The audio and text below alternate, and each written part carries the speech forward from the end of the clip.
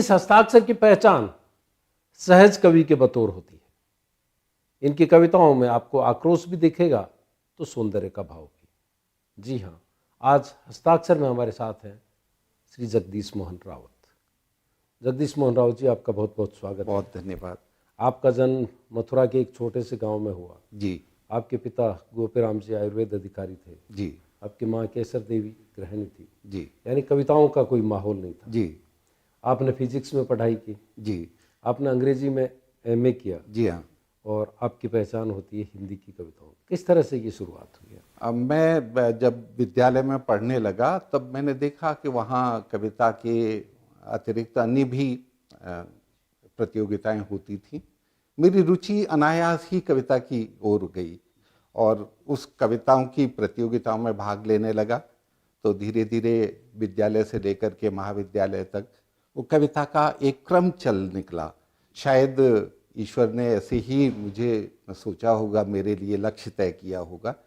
तो फिर कविताएं लोग पसंद करने लगे, कविताओं का एक स्वरूप सामने आया जिसे लोगों ने पसंद किया, आकर्षित हुए, तो मेरा मन लगने लगा।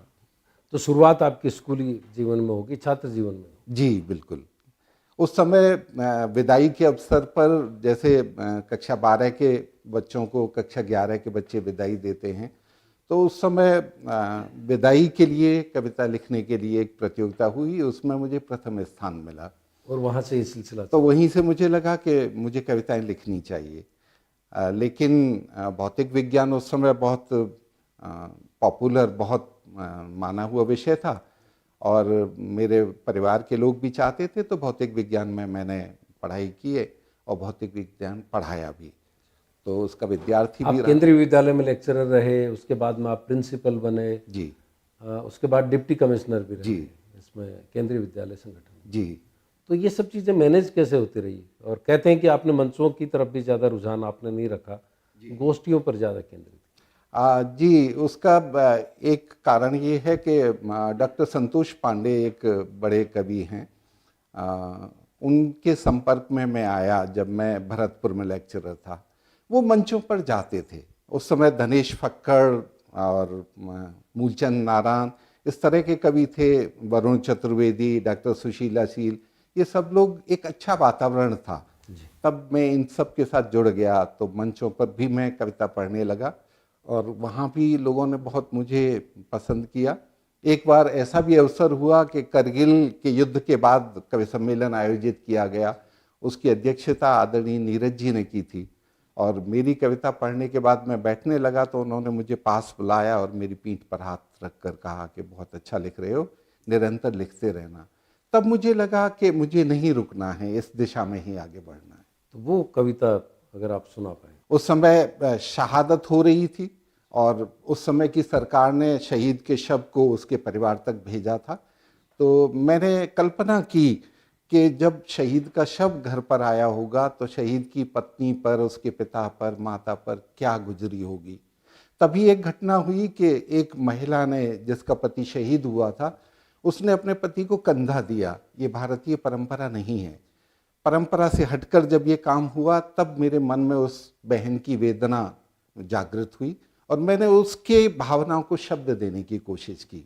तो वो मैं कविता आपके साथ कि ओ पावस की सुरभ आज तू बन जा मेरी सहेली, मेहंदी देकर आज सजा दे मेरी नरम हथेली, आज कहे ना कोई मुझसे भाग्य मेरा खोटा है, मेरा साजन आज देश हित हो शहीद लौटा है।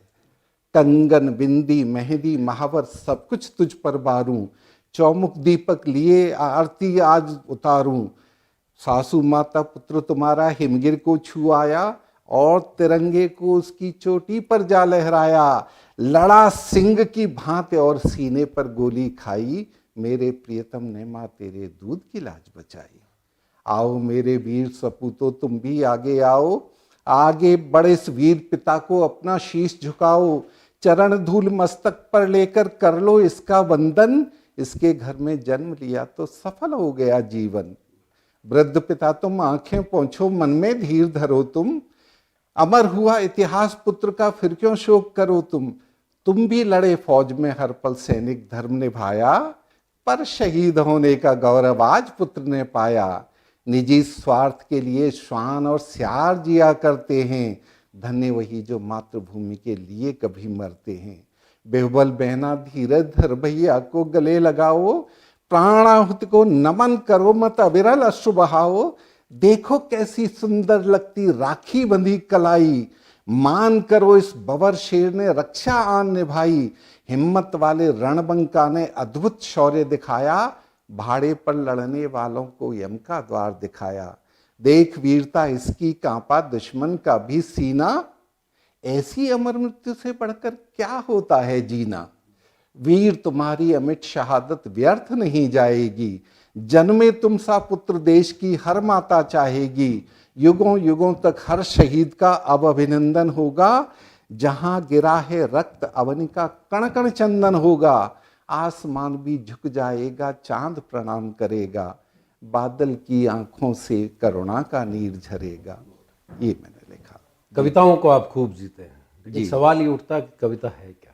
आपने बहुत अच्छी बात कही है।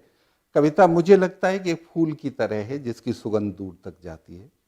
कविता एक सुहागन के आंचल की छांव तले जलती हुई एक दीप शिखा भी है, लेकिन कविता तलवार की धार भी है जो समाज की बुराइयों को काटने का काम करती है। कविता कभी कभी पांचजन्य का उद्घोष भी है, लेकिन कविता का उद्देश्य यही होना चाहिए कि समाज में समरसता हो, समाज की बुराइयां समाप्त हों और सब मिलजुल करके रहें। यदि कविता समाज का हित नहीं करती तो वह साहित्य का कोई भाग नहीं है, जबकि कविता साहित्य का सबसे कोमल विधा है।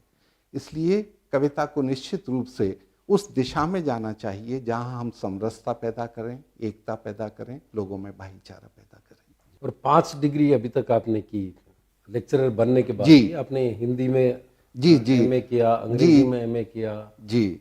मैंने एमबीए किया आपने। जी, भौतिक विज्ञान का मैं विद्यार्थी रहा और भौतिक विज्ञान मैंने पढ़ाया एक शिक्षक के रूप में। इसके बाद मैं प्राचार्य बन गया। मेरी निरंतरता कविता से बनी रही और कविता को और अच्छी तरह से जीने के लिए और अच्छी तरह जानने के लिए मेरे लिए ज़रूरी था कि मैं साहित्य पढूं। यूं पढ़ता रहता था, लेकिन एक औपचारिक रूप से साहित्य पढ़ने के लिए मैंने हिंदी में एमए किया। उसके बाद मुझे लगा कि केवल हिंदी साहित्य नहीं, अंग्रेजी साहित्य भी पढ़ना चाहिए, तो अंग्रेजी में भी एमए किया। इस तरह मेरी यात्रा आगे बढ़ी। राउत साहब एक ब्रेक ले लेते हैं, ब्रेक के बाद जारी रहेगा हस्ताक्षर। और आज हस्ताक्षर में हमारे साथ हैं जाने माने सहज कवि जगदीश मोहन रावत। कवि श्री जगदीश मोहन रावत। रावत साहब, आपकी कविताओं में सौंदर्य नजर आता है जी, आक्रोश भी नजर आता है। जब कविता लिखने के लिए कोशिश नहीं करनी चाहिए। अगर सायास ही कोई भाव आ रहा है तो उसकी अभिव्यक्ति ही कविता है, और यदि सायास हम कोशिश करेंगे तो शायद वो कविता भटक जाएगी रास्ते से। इसलिए सामने जो भी प्रतिक्रियाएं हैं या वातावरण में जो भी जैसा दिखाई देता है वैसी ही भावनाएं मन में उत्पन्न होती हैं और उन भावनाओं की अनुकृति कविता के रूप में बाहर आती है।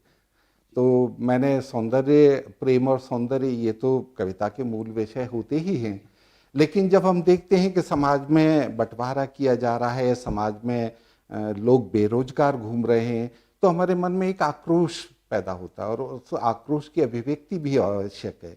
इसलिए आक्रोश की कविताएं भी मैंने लिखी। एक आपका कविता संग्रह भी आया है जी, चांद उतरा धरा पर। जी उसका एक गीत भी आपका बड़ा चर्चित। जी, उसका टाइटल सॉन्ग है चांद उतरा धरा पर, इसी से संदर्भित है कि आज मैंने चांद देखा है उतरता, कर रहा अटखेलियां सुंदर धरा पर, तारकों की पंक्ति से सजने लगी है, रात की चादर अनोखी जगमगा कर। एक बंद उसका कि रश्मियां बिखरी हुई हर ओर देखो, रंग गए सब उंगलियों के पोर देखो, वेदना की आज ज्वाला हिम बनी है, मदिर लय पर थिरकते सब मोर देखो, आज संध्या गीत गा कर नाचती है, रजत पट सा झूमता है आज सागर, आज मैंने चांद देखा है उतरता, कर रहा अठ खेलियां सुंदर धरा पर। वो कविता आपको याद है जो सबसे पहले आपने किसी मंच पे पढ़ी थी? मंच जो हिंदी कविता का मंच है उसको अगर छोड़ दें तो मंच तो मुझे मिलते रहे। और मुझे एक कविता याद आ रही है, जब मैं प्राचार्य था केंद्रीय विद्यालय सीओडी जबलपुर में, वहाँ बच्चों का एक कैंप लगा था, तो बहुत सारा भोजन लेकर बच्चे बर्बाद करते थे। तो जो अन्न का दाना बेकार जाता था, मुझे वो बच्चे याद आते थे जो पॉलीथीन की थैलियाँ कूड़े के ढेर से उठाते हैं या मजदूरी करते हैं। तो मैंने उन बच्चों को एक कविता उस समय लिख करके आपको लगा कि इसके जरिए ही उनको समझाया जा सकता है। और जैसा कि कहा जाता है कि शब्द ब्रह्म है, और उसका असर हुआ। वो कविता सुनने के बाद बच्चों ने अन्न बिगाड़ना बंद कर दिया। वो कविता मैं आपको सुना। मैंने अपनी मरहूम प्रेमिका की कब्र पर ताज़ा गुलाब के फूल चढ़ाए और थोड़ी देर कब्र के पास बैठकर विरह के गीत गुनगुनाए।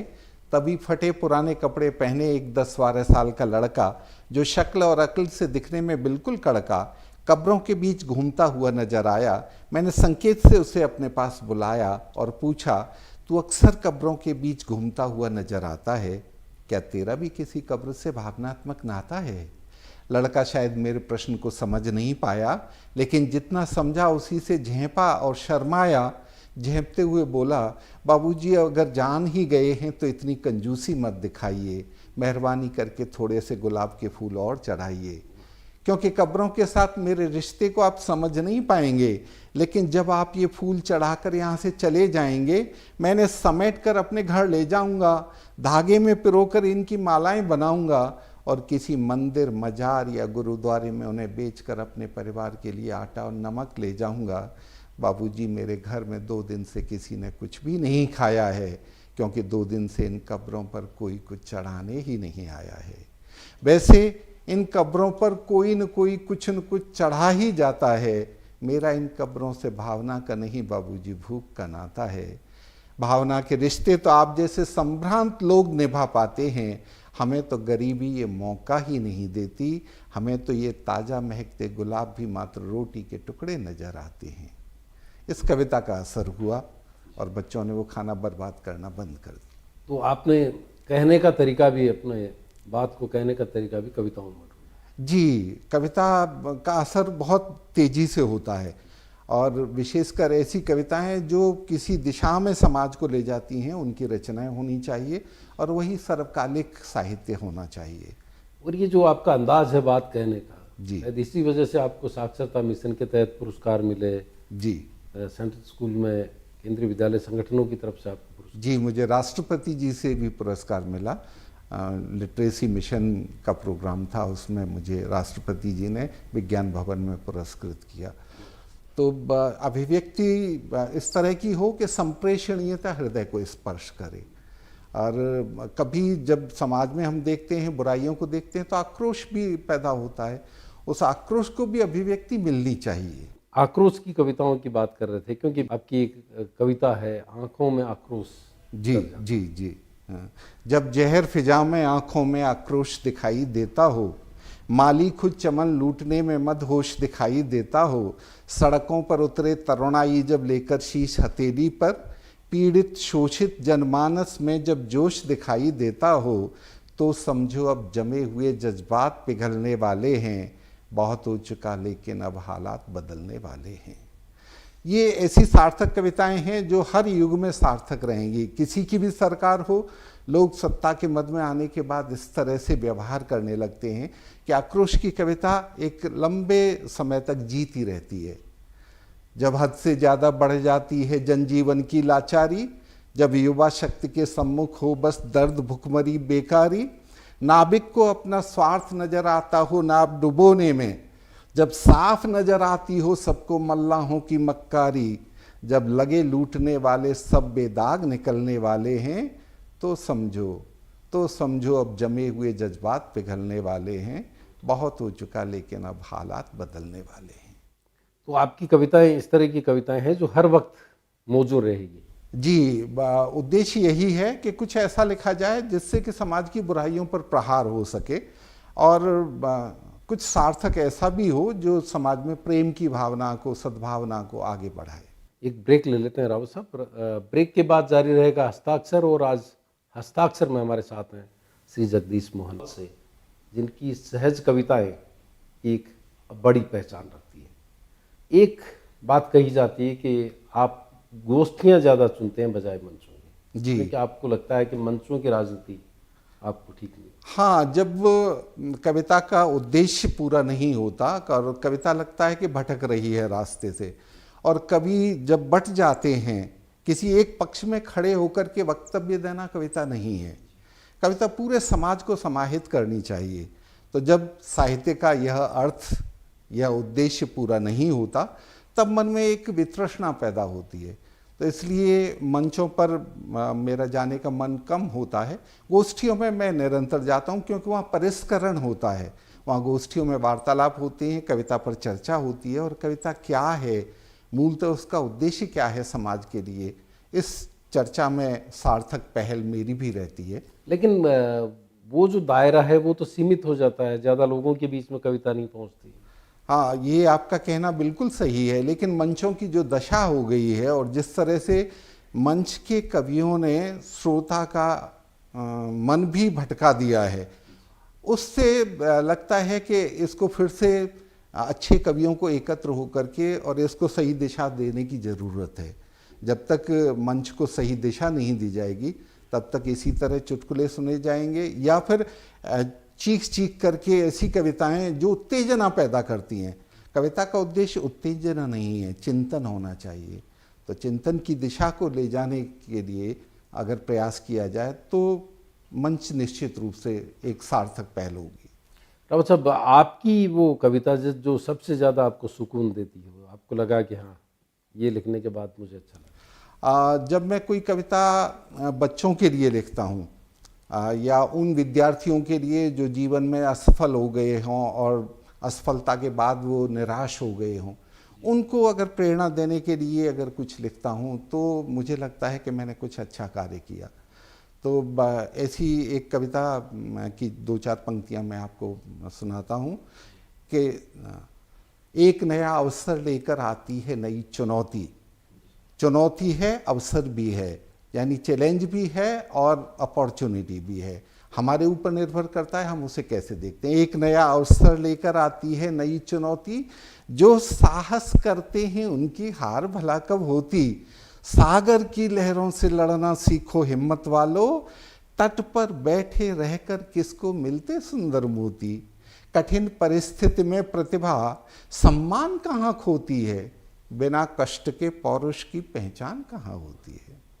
तो जब कविता किसी को प्रेरणा दे और उसकी निराशा को दूर करे, तब सार्थक कविता होती है। इस दौर में जिस तरह की कविताओं का सृजन हो रहा है, वो आपको क्या उम्मीद दिखाती हैं, किस तरह की उम्मीद जगा? कुछ अच्छे कवि हैं, उनके साथ भी फिर वही होता है, उन्हें मंच कम मिलता है, लेकिन लिखा जा रहा है और छप रहा है। तो 2 तरह के साहित्य हमें देखने को मिलते हैं। एक तो लुगदी साहित्य है जो छपता है और किसी की नज़र में नहीं आता। कुछ ऐसा साहित्य है जो प्रभाव छोड़ जाता है। और जैसे अच्छे गीतकार हैं देश में, डॉक्टर बुद्धनाथ मिश्र हैं, माहेश्वर तिवारी हैं, उन लोगों ने एक पहचान अपनी छोड़ी है, मंच पर भी हैं और वे साहित्य, अच्छा साहित्य का सृजन भी कर रहे हैं। तो निश्चित रूप से अच्छे लोगों के हाथ में अगर कविता की लगाम रहेगी तो ये परिदृश्य भी बदलेगा, ये हमेशा स्थायी नहीं रहेगा। अब आप रिटायर हो गए हैं नौकरी से जी। अब आपके पास वक्त भी बहुत है जी। तो किस तरह का सृजन इन दिनों में कर रहे हैं? अब मैं निर्वेद की ओर मेरा रुझान हुआ है, क्योंकि अंतिम सत्य तो यही है, उसे हमें स्वीकार करना पड़ेगा। हमारी कामनाएं, वासनाएं, उनका कोई अंत नहीं होता। जब तक हम अपने अंतिम क्षण की तैयारी नहीं करते हैं, तब तक हमारा मनुष्य होना भी सार्थक नहीं है और कवि होना तो बिल्कुल सार्थक नहीं है। तो मैं निर्वेद आजकल लिख रहा हूँ, जिसमें मृत्यु के बारे में, जीवन के सत्य के बारे में मैं कहने की कोशिश करता हूँ। कोई है इस तरह की कविता जो? जी जी बिल्कुल। मृत्यु के घर देह करती है समर्पण, प्राण की आयावरी तो अनवरत है। जन्म के ही साथ तय है मृत्यु का क्षण, मर्त्य होना प्राणियों का जन्मगत है। मृत्यु के क्षण देह करती है समर्पण। कर्म का अर्थ का संचय नहीं है व्यर्थ, लेकिन धर्म से इसको कमा कर धर्म पालें। प्रेम करुणा और परहित हो हृदय में, त्याग की सद्भावना से मन संभालें। संपदा के सिर्फ संरक्षक बने हम, सृष्टि सारी ईश की ही अमानत है। मृत्यु के घर देह करती है समर्पण, प्राण की आयावरी तो अनवरत है। काम का आधार है कर्तव्य पालन, भोग लिप्सा लोभ का है संवरण है। सौंप दें सत्कर्म अपने इष्ट को हम, धर्म सम्मत है मनुज का आचरण ये। काम है आधार संस्कृति में सृजन का, काम से विस्तार पाता यह जगत है। मृत्यु के घर देह करती है समर्पण, प्राण की आयावरी तो अनवरत है। तो इस तरह से आपका सृजन का सिलसिला चल रहा है। जी जी, कोशिश है कि कुछ सार्थक लिख जाएं जाने से पहले। बहुत खूब, आपने इतना वक्त दिया, इसके लिए बहुत बहुत आभार आपका। तो ये था हस्ताक्षर, और आज हस्ताक्षर में हमारे साथ थे श्री जगदीश मोहन रावत। खबरों के लिए देखते रहिए राजस्थान का number 1 news channel news 18 Rajasthan.